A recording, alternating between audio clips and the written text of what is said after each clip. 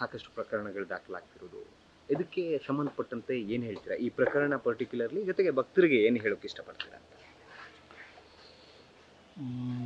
ಬೃಹನ್ ಮಠದ ಸಂಪತ್ತು ಅದು ಸಾರ್ವಜನಿಕ ಸಂಪತ್ತದು. ಇಲ್ಲಿ ಬೆಳ್ಳಿ ಬಂಗಾರ ಹೋಯ್ತು ಅನ್ನೋದಕ್ಕಿಂತ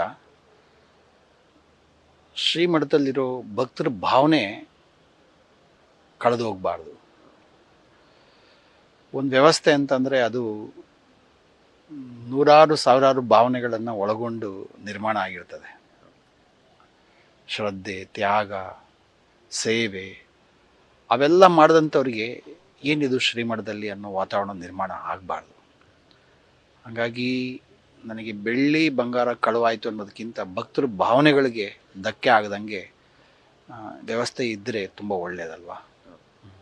ಕಡೆಯದಾಗಿ ಸ್ವಾಮೀಜಿ, ಈ ಭಕ್ತರಲ್ಲಿ ಈ ಕಳ್ಳತನ ಪ್ರಕರಣ ಇದನ್ನೆಲ್ಲ ಹೋಗಲಾಡಿಸೋದಕ್ಕೆ ನಿಮ್ಮ ಒಂದು ನೂತನ ಕಮಿಟಿ ಯಾವ ಇಲ್ಲ, ಈಗ ಆಲ್ರೆಡಿ ಅಧ್ಯಕ್ಷರು ಸ್ವತಃ ಇದು ಆದ ತಕ್ಷಣವೇ ಸ್ವಲ್ಪ ನಮ್ಮಲ್ಲಿ ಈ ಕ್ಯಾಮ್ರಾಗಳೆಲ್ಲ ಏನು ಮಠದಲ್ಲಿ ಹಾಕಿದಾರಲ್ಲ ಅದನ್ನು ಒಬ್ಬ ವ್ಯಕ್ತಿ ನೋಡ್ಕೊಳ್ಳೋಂಥ ವ್ಯವಸ್ಥೆ ಇದ್ದಿಲ್ಲ.